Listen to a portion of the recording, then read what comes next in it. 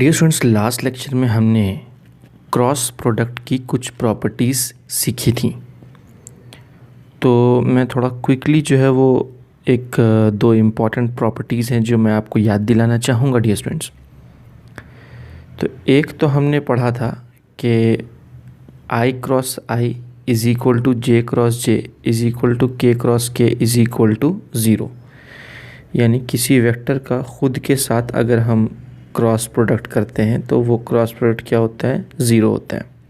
ठीक है, क्योंकि क्रॉस प्रोडक्ट की जो बेसिक डेफिनेशन है वो क्या है, क्रॉस प्रोडक्ट की बेसिक डेफिनेशन है A cross B is nothing but A B sine theta into N cap.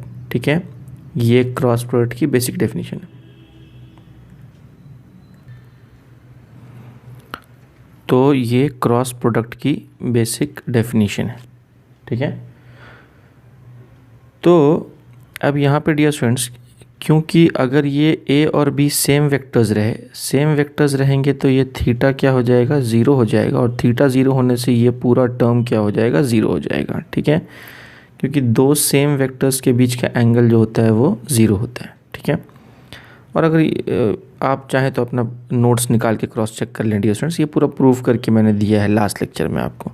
ठीक है, और दूसरी प्रॉपर्टी हमने क्या देखी थी डियर स्टूडेंट्स, कि अगर हम करेंगे आई क्रॉस जे तो हमें क्या मिलेगा, के मिलेगा। अगर हम करेंगे जे क्रॉस के तो हमें क्या मिलेगा, आई मिलेगा। और अगर हम करेंगे के क्रॉस आई तो हमें क्या मिलेगा, जे मिलेगा। ठीक है, और उसके लिए मैंने आपको एक शॉर्टकट मेथड बताया था, ये वाला शॉर्टकट मेथड बताया था मैंने, क्लॉकवाइज आई जे के लिख दो और क्लॉकवाइज आओ तो पॉजिटिव में वैल्यू मिलेगी। ठीक है, और अगर एंटी क्लॉक गए तो वैल्यू नेगेटिव में मिलेगी, जो कि मैंने यहाँ लिखा है जे क्रॉस आई इज़ माइनस के cross J is minus I and I cross K is equal to minus जे। ठीक है, तो ये कुछ प्रॉपर्टीज़ हैं जिनका हमने इस्तेमाल किया था। अब देखो, इसके मदद से हम दो वेक्टर को क्रॉस प्रोडक्ट कैसे करते हैं वो हम सीखेंगे। ठीक है, तो लेट्स सी। तो अगर मान लो डियर स्टूडेंट्स हमारे पास दो वेक्टर्स हैं, ठीक है, तो एक मान लो हमारे पास है वेक्टर ए, ठीक है, सच दैट वेक्टर ए इस तरह से मैं लिख रहा हूँ A1 आई कैप प्लस A2 जे कैप प्लस A3 के कैप। ठीक है, ये मान लो A1 A2 A3 जो है वो एक्स वाई और जेड कॉम्पोनेंट्स हैं, यानी आई जे के कोएफिशिएंट्स हैं। और जो वेक्टर बी है उसको मैं बोल रहा हूँ B1 आई कैप प्लस B2 जे कैप प्लस B3 के कैप। ठीक है, B1 B2 B3 जो है वो उसके एक्स वाई और जेड कॉम्पोनेंट्स हैं। ठीक है, अब मान लो हमें निकालना है A क्रॉस B। ठीक है, ये अगर हमें फाइंड आउट करना है तो हम A क्रॉस B कैसे फाइंड आउट कर पाएंगे, लेट्स सी।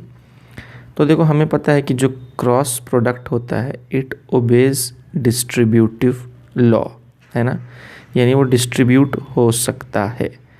तो A क्रॉस B के लिए मैं क्या लिखूँगा, मैं लिखूँगा A cross B is nothing but what, A1 I plus A2 J plus A3 के, ये ऐसा लिखा मैंने। ये पूरा का पूरा हमारा वेक्टर A है cross vector B। Vector B क्या है, वेक्टर B है B1 आई प्लस B2 जे प्लस B3 के। ठीक है, तो ये मैंने vector A cross vector B लिख दिया है यहाँ पे। अब डिस्ट्रीब्यूटिव लॉ के हिसाब से अगर हम देखें डियर स्टूडेंट्स तो क्या होगा, है ना, लेट्स सी। तो यहाँ पर डियर स्टूडेंट्स ये जो पहला टर्म हमको दिख रहा है, ये पहला टर्म जाएगा और वो इससे मल्टीप्लाई होगा। ठीक है, तो मल्टीप्लाई होने के बाद क्या होगा वो मैं नीचे लिखता हूँ। ठीक है, तो A1 और B1 आपस में मल्टीप्लाई होंगे, लेकिन हम देख रहे हैं कि यहाँ पे आई कैप जो है वो जाके किससे मल्टीप्लाई हो रहा है, आई कैप से ही मल्टीप्लाई हो रहा है। अगर आप ध्यान से देखें, यानी कि आई कैप क्रॉस आई कैप हो रहा है। हमको पता है डियर स्टूडेंट्स कि आई कैप क्रॉस आई कैप किया तो क्या मिलता है, 0 मिलता है। ठीक है, तो इन दोनों का जो वेक्टर प्रोडक्ट होगा वो क्या हो जाएगा, वो हो जाएगा 0। ठीक है, बहुत अच्छी बात है। अब ये टर्म जाएगा और वो दूसरे वाले टर्म से जाके क्रॉस होगा। ठीक है, तो A1 और B2 आपस में मल्टीप्लाई हो जाएंगे, मैं प्लस लिख देता हूँ। तो A1 और B2 आपस में मल्टीप्लाई हो गए और I क्रॉस J करना पड़ेगा, क्योंकि यहाँ पर एक I है और यहाँ पर एक J है। तो I क्रॉस J क्या होगा डियर स्टूडेंट्स, जो हम यहाँ देख चुके हैं, I क्रॉस J है हमारा K। ठीक है, तो मैं I क्रॉस J की जगह पर क्या लिख दूंगा यहाँ पे, हाँ जी, यहाँ पे हो जाएगा K। ठीक है, A1 into B2 K cap. ठीक है, अब ये टर्म जाएगा और ये तीसरे वाले टर्म से क्रॉस होगा। ठीक है, तो जब वो तीसरे वाले से क्रॉस होगा डियर स्टूडेंट्स, तो पहले तो कोएफिशिएंट्स आपस में मल्टीप्लाई हो जाएंगे, मैं प्लस लिख के लिख देता हूँ। तो कोएफिशिएंट्स क्या क्या है, A1 इंटू B3 हो जाएगा और यूनिट वेक्टर्स आपस में मल्टीप्लाई होंगे तो होगा I क्रॉस K, क्योंकि यहाँ पर हमारा K है। तो I क्रॉस K क्या होता है, पीछे देख सकते हैं, ये रहा I cross K is nothing but -J। ठीक है, तो I क्रॉस K की जगह पर -J लिखेंगे। तो जब मैं -J लिखूँगा डियर स्टूडेंट्स, तो अच्छा चलो मैं फ़िलहाल यहाँ पे ऐसे लिख देता हूँ -J। ठीक है, अच्छा तो यहाँ पे ब्रैकेट लगा देते हैं हम, प्लस लिख देता हूँ मैं। अब हम आगे बढ़ेंगे। अब डियर स्टूडेंट्स ध्यान से देखते हैं, तो ये पहला टर्म जो था वो तीनों टर्म से डिस्ट्रीब्यूट हो गया। अब हम देखते हैं ये दूसरा टर्म, अब ये दूसरा टर्म भी वो तीनों टर्म्स पे डिस्ट्रीब्यूट होगा, यानी ये दूसरा टर्म भी जाएगा और सबसे पहले इससे मल्टीप्लाई होगा। ठीक है, तो अब यहाँ पे पहले कोएफिशिएंट्स को आपस में हम मल्टीप्लाई करते हैं, तो कोएफिशिएंट्स मल्टीप्लाई होके क्या हो जाएंगे, A2 B1। ठीक है, और J क्रॉस I क्या होगा, पीछे देखते हैं। तो dear students J cross I जो है वो होगा -K। तो मैं यहाँ पे क्या लिख दूंगा, J क्रॉस I की जगह पर -K, तो -K, बहुत अच्छी बात है। प्लस दे के आगे बढ़ते हैं। अब यही टर्म जो है ये जाएगा और इससे मल्टीप्लाई होगा, तो कोएफिशिएंट्स को पहले लिखता हूँ मैं। तो A2 इंटू B2 और J क्रॉस J हो रहा है यहाँ पे, J क्रॉस J क्या हो जाएगा, 0 हो जाएगा, जो कि हमने यहाँ देखा है, J cross J is nothing but 0। ठीक है, तो यहाँ सीधा मैं 0 लिख देता हूँ, प्लस आगे बढ़ते हैं। अब यही टर्म जो है ये जाएगा और इस तीसरे टर्म से मल्टीप्लाई होगा, तो कोएफिशिएंट्स को अगर मैं लिखूँ तो A2 B3 हो जाएगा, A2 इंटू B3 और वहाँ पे J क्रॉस K हो रहा है, तो J क्रॉस K ये रहा हमारा, J cross K is nothing but I cap, तो वहाँ पे मैं लिख दूँगा I कैप। ठीक है, ये 3 टर्म्स हमारे आ गए, तो 3 और 3 6 टर्म्स हो गए। अब और 3 हम लिखेंगे डियर स्टूडेंट्स, और 3 टर्म्स आएंगे यहाँ पे, तो वो 3 टर्म्स क्या होंगे मैं आपको बता देता हूँ। तो डियर स्टूडेंट्स अगर हम ध्यान से देखें, तो अब ये जो तीसरा टर्म है ये जाएगा और ये जाके इससे मल्टीप्लाई होगा। ठीक है, तो प्लस लिख के मैं आगे सिलसिला बढ़ाता हूँ, तो ये A3 B1 हो जाएगा, A3 इंटू B1 और K क्रॉस I होगा, तो K क्रॉस I क्या है इधर हम देख लेते हैं, ये रहा K cross I is nothing but what, J cap. ठीक है, तो उसके जगह पर लिख दो J कैप। अगला टर्म देखते हैं, ये जाके इससे मल्टीप्लाई होगा डियर स्टूडेंट्स, तो ये A3 इंटू B2 हो जाएगा, प्लस लिख के लिख देता हूँ मैं A3 इंटू B2 और K क्रॉस J हो जाएगा यहाँ पे, तो K क्रॉस J क्या है, ये रहा हमारा K cross J is nothing but -I।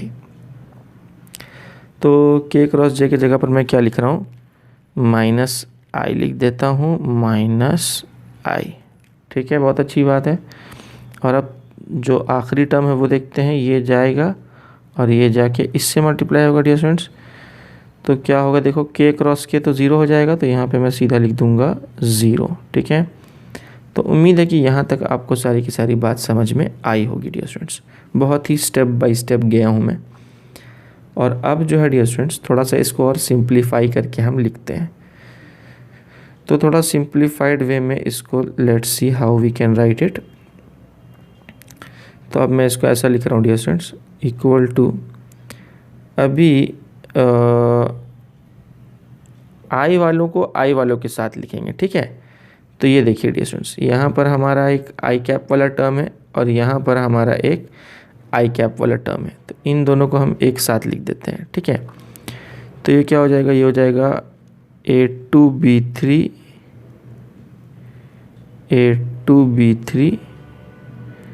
I cap minus A3B2 I cap minus A3B2 I cap. देखो ये मैंने कैसे लिख दिया, क्योंकि ये एक्चुअली माइनस साइन यहाँ बाहर निकलेगा तो ये माइनस A3B2 आई कैप हो जाएगा ना। तो इसी चीज़ को मैंने यहाँ लिखा है, ठीक है। अच्छा, ये तो हमने आई कैप वाले टर्म्स लिख दिए, ठीक है। अब हम लिखते हैं हमारे कौन से टर्म, जे कैप वाले टर्म को। तो जे कैप वाला कहाँ कहाँ है, देखो एक जे कैप वाला टर्म यहाँ है और एक जे कैप वाला टर्म यहाँ है, ठीक है। तो इसको हम क्या लिखेंगे, इसको मैं लिख रहा हूँ प्लस A3B1 जे कैप, ठीक है, माइनस A1B3 जे कैप, ठीक है। All right. और अब मैं आखिरी टर्म लिखूँगा और वो के कैप वाला होगा। तो के कैप एक तो यहाँ है और दूसरा के कैप कहाँ है, यहाँ है, ठीक है डियर स्टूडेंट्स। तो इसको मैं लिख रहा हूँ प्लस A1B2 के कैप, A1B2 के कैप माइनस A2B1 के कैप, ठीक है। इस तरह से मैंने आई वालों को एक साथ, जे वालों को एक साथ और के वालों को एक साथ लिख दिया है, ठीक है। बहुत ही अच्छी बात है। अब डियर स्टूडेंट्स यहाँ पर हम ध्यान देंगे, तो अभी इसको मैं क्या कर रहा हूँ, आई कैप, जे कैप और के कैप कॉमन निकाल ले रहा हूँ इन सभी टर्म्स में से, ठीक है। तो अगर मैं कॉमन निकालूँ तो लेट्स सी यहाँ क्या बनता है। तो यहाँ पे बनेगा डियर स्टूडेंट्स, इस तरह से लिख रहा हूँ मैं। तो यहाँ पे ये बन जाएगा A2B3 माइनस A3B2 आई कैप, ठीक है, प्लस यहाँ पे हो जाएगा A3B1 माइनस A1B3 जे कैप, प्लस यहाँ पे अगर हम के कैप कॉमन निकाल लें तो A1B2 माइनस A2B1 के cap. That's it dear students, यही है हमारा A क्रॉस B। यही क्या है हमारा A क्रॉस B। तो अब dear students A cross B निकालने का एक मेथड और है। ये तो एक लॉन्ग कट मेथड मैंने आपको बताया यहाँ पे। अब चलो हम देखते हैं एक shortcut method A cross B निकालने के लिए, ठीक है। तो जो शॉर्टकट मेथड है डियर स्टूडेंट्स, शॉर्टकट मेथड को हम बोलते हैं डिटर्मिनेंट मेथड, ठीक है। तो अब हम देख रहे हैं determinant method to find, determinant method to find cross product, ठीक है, टू फाइंड क्रॉस प्रोडक्ट। तो ये बड़ा ही इजी मेथड है और इसी मेथड को हम यूज़ करेंगे डियर स्टूडेंट्स। तो आओ देखते हैं मेथड क्या कहता है कि अगर हमारे पास दो वेक्टर्स हैं A और B, तो यही दो वेक्टर्स हम लेते हैं जो हमने यहाँ लिया था, ये A और B, ये दो वेक्टर्स हमने लिए थे, यही वेक्टर्स हम यहाँ चूज़ कर रहे हैं। तो अगर हमारे पास दो वेक्टर्स है A और B, तो सपोज़ A जो है वो A1I है प्लस B1J प्लस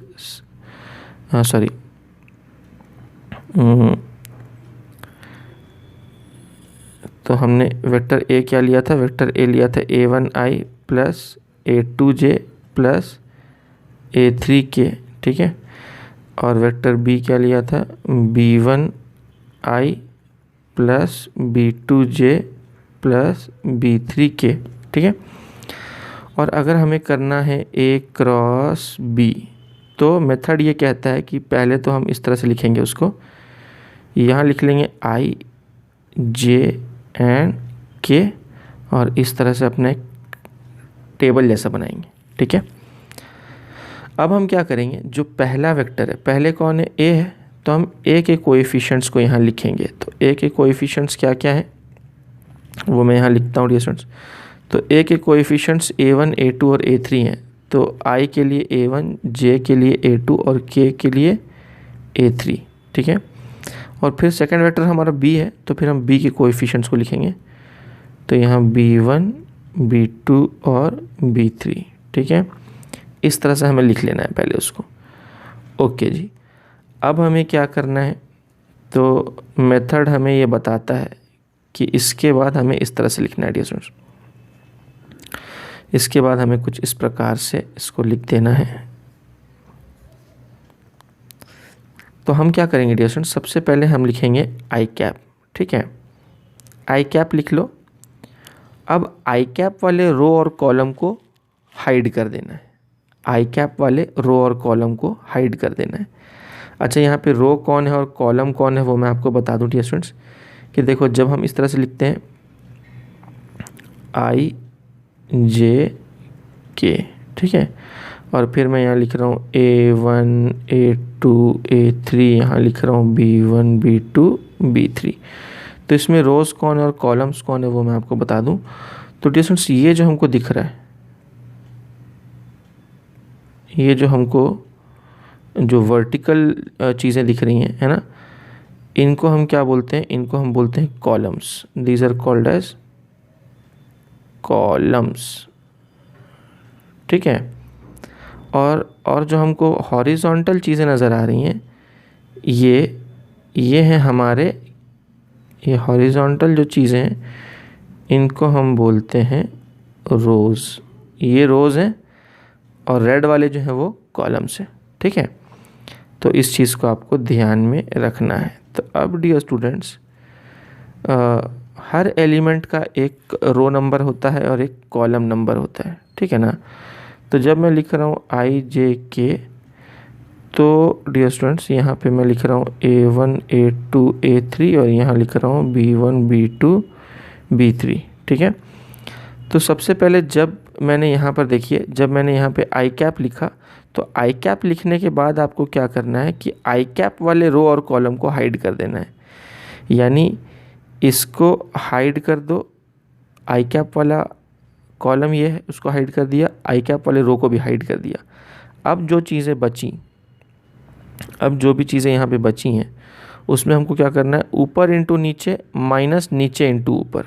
ठीक है, तो वही मैं यहाँ कर रहा हूँ, ऊपर इंटू नीचे माइनस नीचे इंटू ऊपर, यानी A2 B3 minus B2 A3।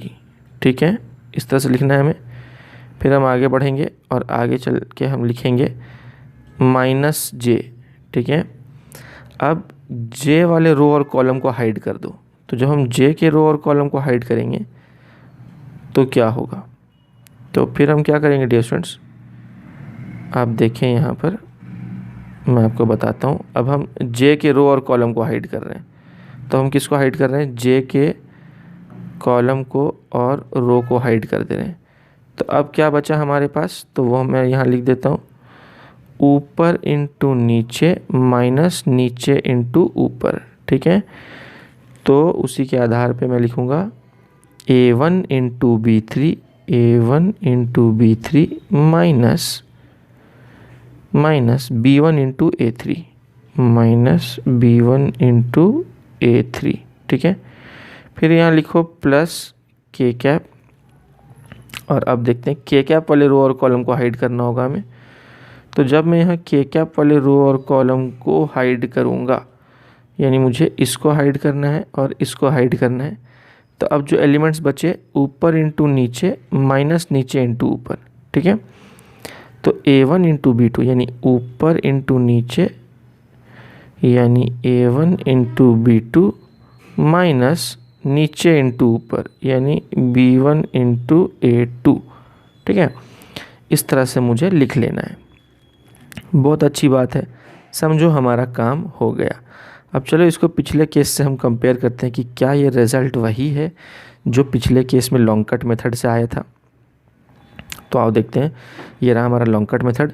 यहाँ देखो आई कैप पीछे लिखो या आगे लिखो फ़र्क नहीं पड़ता, अंदर क्या है वो देखते हैं। A2B3 माइनस A3B2 है ना, ये देखिए A2B3 माइनस A3B2 वही है ना। B2A3 लिखो या A3B2 लिखो, बात एक ही है। 2 इंटू 3 3 इंटू 2 ना, है ना। अच्छा, अभी देखते हैं कि जे कैप के अंदर क्या है। ठीक है, इधर देखते हैं डियर स्टूडेंट्स। तो जे कैप के अंदर ये क्या है, ये है A3B1 माइनस A1B3। तो A3B1 माइनस A1B3। अब थोड़ा साइन का ऊपर नीचे है, देखो ये माइनस साइन अगर अंदर भेज दिया हमने या ये माइनस साइन अगर अंदर भेज देंगे डियर स्टूडेंट्स, तो ये मैं दिखाता हूँ आपको क्या हो जाएगा, है ना। एक मिनट, अगर मैं इसको थोड़ा सा ऐसे लिखूँ, आई कैप और A2B3 माइनस A3B2, मैं थोड़ा अच्छे से लिख देता हूँ इसको, है ना।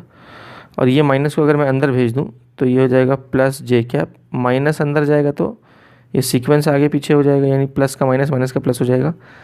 तो ये हो जाएगा A3B1 माइनस A1B3, ठीक है, प्लस के कैप, और ये हो जाएगा A1B2 माइनस A2B1। देखो यही हो जाएगा, रीअरेंज करके लिखा है मैंने।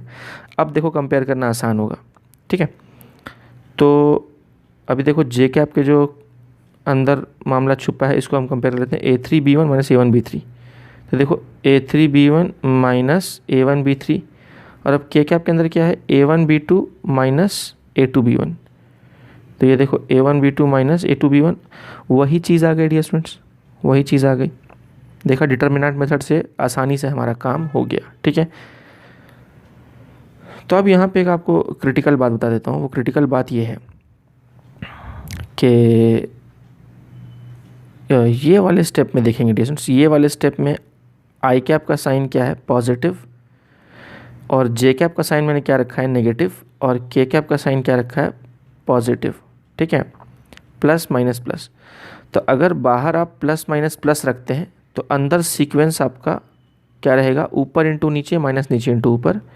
यहाँ भी ऊपर इंटू नीचे माइनस नीचे इंटू ऊपर, यहाँ भी ऊपर इंटू नीचे माइनस नीचे इंटू ऊपर, यानी अंदर का सीक्वेंस मेंटेन्ड है। कब, जब साइन प्लस माइनस और प्लस है तो उस केस में अंदर का सीक्वेंस मेंटेन्ड रहेगा। लेकिन अगर आपने नीचे वाले स्टेप में अगर आप देखें, अगर आपने तीनों ही केस में बाहर प्लस रखा है, यानी आई जे और के तीनों का साइन प्लस रखा है, तो फिर यहाँ तो ऊपर इंटू नीचे माइनस नीचे इंटू ऊपर है, यहाँ भी ऊपर इंटू नीचे माइनस नीचे इंटू ऊपर है। लेकिन ये क्या है, ये नीचे इंटू ऊपर माइनस ऊपर इंटू नीचे, सीक्वेंस बदल जा रहा है। ये वाला सीक्वेंस उल्टा हो जा रहा है, देखो, है ना। आप चाहे तो चेक कर सकते हैं, ये सीक्वेंस उल्टा हो जा रहा है। तो अगर आपको अंदर का सीक्वेंस सेम रखना है तो आप ऊपर वाला स्टेप फॉलो करें, ऊपर वाला फॉर्मूला फॉलो करें। और अगर आपको अंदर का सीक्वेंस कैसा भी चलता है तो आप नीचे वाला फॉलो करें। मैं पर्सनली ऊपर वाला पसंद करता हूँ, ठीक है। अभी मैं आपको अप्लाई करके दिखाता हूँ क्वेश्चंस में इसको कैसे अप्लाई करते हैं, तो आपको कॉन्सेप्ट जो है वो क्लियर हो जाएगा। तो चलो एक क्वेश्चन लेते हैं डियर स्टूडेंट्स। तो हम आगे बढ़ते हैं क्वेश्चन की ओर। तो सपोज़ यहाँ पे हमको क्वेश्चन दिया है, एक वेक्टर दिया है ए, जो कि है सपोज़ आई प्लस 2j प्लस 3k, ठीक है। और दूसरा वेक्टर दिया है हमें 2i, है ना, माइनस j प्लस 4k, ठीक है। इस तरह से हमको ये दो वेक्टर्स दिए हुए, और उसने पूछा है कि बताइए a क्रॉस b क्या होगा, a क्रॉस b क्या होगा, ठीक है। तो लेट्स सी हम कैसे कैलकुलेट कर पाएंगे a क्रॉस b। तो जैसा कि मैंने आपको बताया था, डिटर्मिनेंट मेथड हम यहाँ यूज़ करेंगे। मैं लिख रहा हूँ a cross b is equal to, यहाँ पे ऐसा डंडी बना दो, अंदर लिखो i j और k, ठीक है, इस तरह से लिख लो। अब पहले वेक्टर कौन सा है, पहले वेक्टर ए है तो ए के कोएफिशिएंट्स लिखते हैं। देखो यहाँ कुछ नहीं, मतलब ये क्या है, 1 है ना, तो 1 और ये 2 और ये 3 साइन के साथ लिखना है डियर स्टूडेंट्स यहाँ पे कोएफिशिएंट्स। और फिर हमारा कौन सा वेक्टर है, वेक्टर बी है, तो बी के कोएफिशिएंट्स लिखेंगे 2 -1 और 4। तो उम्मीद है यहाँ तक बात आपको समझ में आई होगी। अब इसके आगे मैं सिलसिला बढ़ाऊँगा और मैं यहाँ लिख रहा हूँ डियर स्टूडेंट्स आई कैप लिखूँगा, ठीक है। तो आई कैप लिखा मैंने, प्लस आई कैप है ना। अब अंदर, अब आई कैप वाले रो और कॉलम को हाइड कर दो, ऊपर इंटू नीचे यानी 2 × 4 माइनस नीचे इंटू ऊपर यानी -1 × 3। इस तरह से साइन के साथ लिखें डियर स्टूडेंट्स, मिस्टेक के चांसेस मिनिमाइज हो जाएंगे, ठीक है। माइनस जे कैप, ठीक है, माइनस जे कैप, इसका साइन क्या था, प्लस था, जे का साइन माइनस लो। सीक्वेंस वही रहेगा, जे के रो और कॉलम को हाइड कर दो, ऊपर इंटू नीचे माइनस नीचे इंटू ऊपर, ठीक है, बहुत अच्छी बात है, प्लस के कैप। अब के कैप के रो और कॉलम को हाइड कर दो, तो ऊपर इंटू नीचे यानी 1 × -1 माइनस नीचे इंटू ऊपर यानी 2 × 2। तो उम्मीद है डियर स्टूडेंट्स यहाँ तक आपको बात समझ में आ गई होगी। अब मैं इसको थोड़ा फर्दर सॉल्व कर देता हूँ, तो थोड़ा सा सिंप्लीफाई करेंगे बस अब इसको, और कुछ नहीं। तो ये देखिए डियर स्टूडेंट्स, ये हो जाएगा 8 और ये -1 प्लस हो जाएगा, तो 8 प्लस, तो आई कैप लिखता हूँ मैं और अंदर आ जाएगा 8 + 3, ठीक है, माइनस जे कैप लिखता हूँ। यहाँ देखते हैं अंदर क्या आ रहा है, तो ये डियर स्टूडेंट्स 4 और ये है 6, 4 - 6 इज़ -2,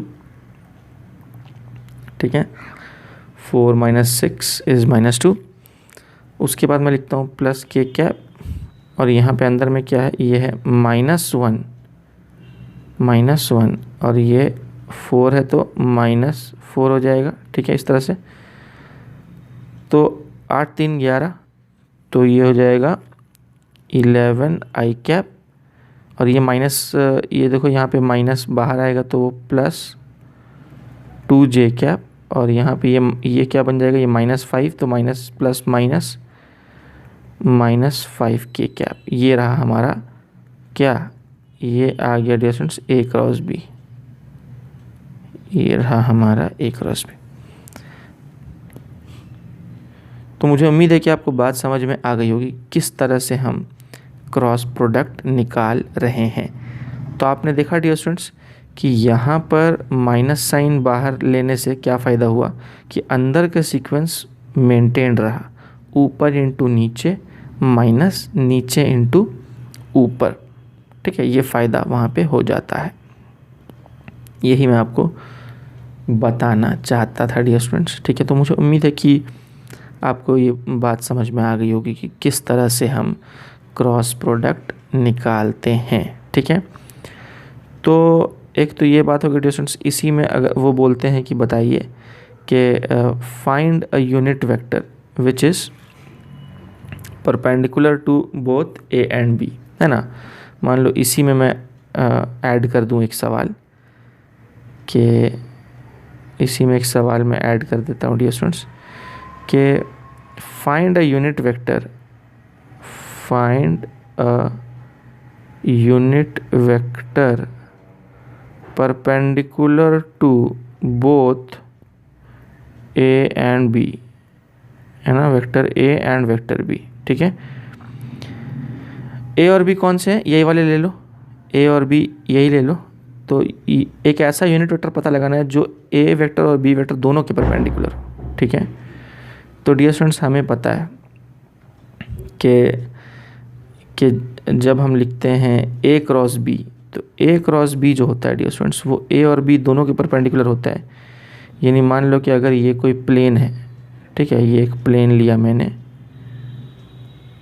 ये एक प्लेन है और इस प्लेन पर सपोज़ ये हमारा वेक्टर A है और ये हमारा वेक्टर B है, तो A × B किधर होगा डियर स्टूडेंट्स,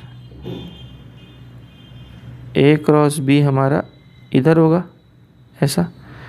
तो अगर ये वाला वेक्टर ए है और ये वाला वेक्टर बी है, ये एंगल थीटा है, तो ये हमारा होगा ए क्रॉस बी, यानी ए क्रॉस बी हमेशा ए और बी के प्लेन के परपेंडिकुलर होगा। ठीक है, तो डियर स्टूडेंट्स ध्यान देने वाली बात यह है कि जब हम करते हैं ए क्रॉस बी, तो ए क्रॉस बी को हम क्या बोलते हैं, A B sine theta into N cap. ठीक है, तो ये एन कैप किधर होता है डियर स्टूडेंट्स, एन कैप ये वाला इधर होता है, ये हमारा एन कैप है, यानी ए क्रॉस बी का मैग्नीट्यूड ये है और ए क्रॉस बी का डायरेक्शन ये है। तो देखो एन कैप किसके दिशा में है, ए क्रॉस बी के दिशा में है ना। हाँ जी, तो यानी कि एन कैप वो यूनिट वेक्टर है जो ए और बी दोनों के परपेंडिकुलर है, इजंट इट। हमें वो यूनिट वेक्टर फाइंड आउट करना था जो ए और बी दोनों के परपेंडिकुलर हो, और वो यूनिट वेक्टर कौन है, एन कैप। तो हम क्या बोल सकते हैं कि एन कैप क्या हो जाएगा, एन कैप हो जाएगा A cross B upon A B sine theta. ठीक है, इसको ऐसा लिखो, या इसको ऐसा भी बोल सकते हैं A cross B upon A cross B का मैग्नीट्यूड, क्योंकि A B sine theta is nothing but A cross B का मैग्नीट्यूड। हम यहाँ भी देख सकते हैं ये जो ए बी साइन थीटा है ये एक्चुअली क्या है, ए क्रॉस बी का मैग्नीट्यूड है। ठीक है, तो यहाँ पे एन कैप वो यूनिट वेक्टर है जो ए और बी दोनों के क्या है, परपेंडिकुलर है। ठीक है, तो अभी इस केस में हमको एन कैप फाइंड आउट करना है, तो हम क्या करेंगे, A cross B upon magnitude of A cross B निकालेंगे। ठीक है, तो ए क्रॉस बी हम पहले ही निकाल चुके हैं, ये रहा हमारा डियर स्टूडेंट्स ए क्रॉस बी, जो मैं आगे लिखता हूँ।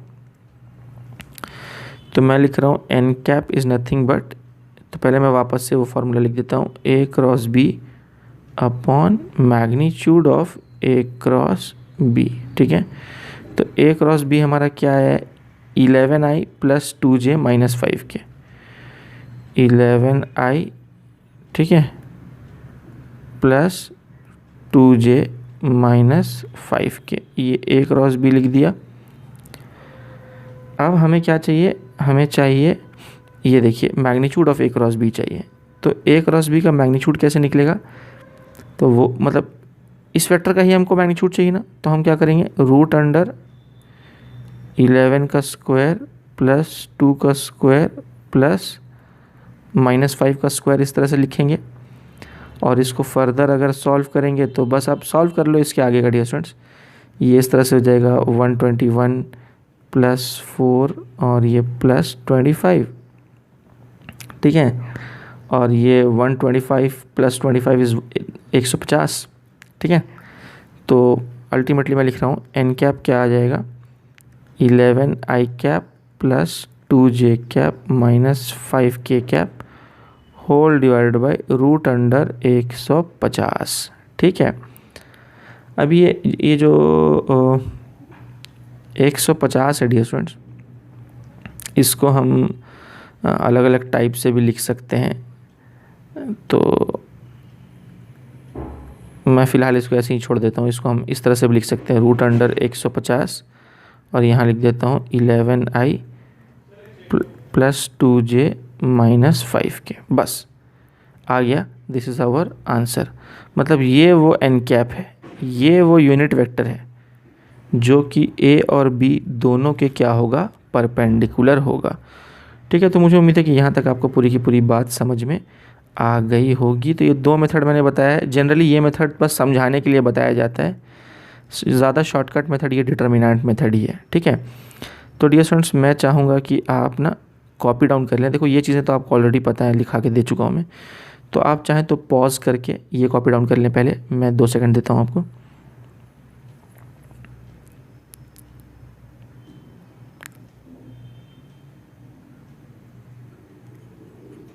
फिर आप पॉज करके ये कॉपी डाउन कर सकते हैं।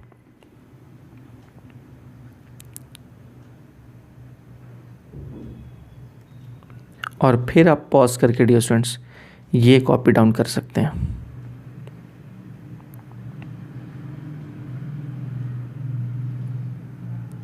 और फिर आप पॉज करके ये कॉपी डाउन कर सकते हैं।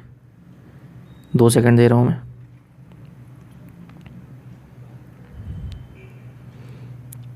और फिर आप पॉज करके ये भी कॉपी डाउन कर सकते हैं।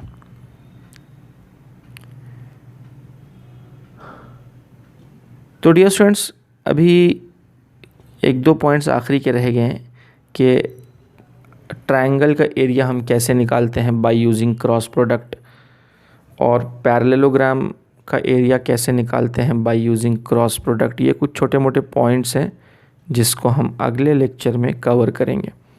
तो अगला लेक्चर जो होगा वो हमारा आखिरी लेक्चर होगा ये अपना स्केलर्स एंड वेक्टर्स के ऊपर, ठीक है। ये सेकंड लास्ट लेक्चर था। Next lecture would be our last lecture on scalars and vectors, and after that we will start motion in one dimension, यानी motion in a straight line। Okay, तो आज के लिए इतना बस करते हैं। Over and out.